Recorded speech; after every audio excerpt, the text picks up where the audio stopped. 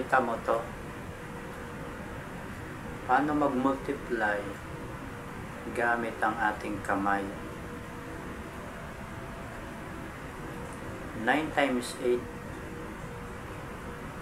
Baliin mo yung pang 8. 1, 2, 3, 4, 5, 6, 7, 8. 8. Baliin mo yung pang 8. Ilan? 7 dito sa kabila, 2 sa kabila, equals 72. 9 times 8 equals 72. Ngayon, isa pa. 9 times 9. Bilang ka ulit. 1, 2, 3, 4, 5, 6, 7, 8, 9. Baliin mo yung pang 9. Ilan? 8 sa kabila, 1 sa kabila, 81.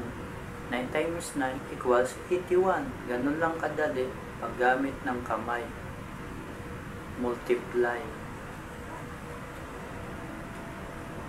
Ganun lang kadali mag-multiply gamit ang ating kamay. 9 times 9 equals 81. Diba? Dali-dali lang eh.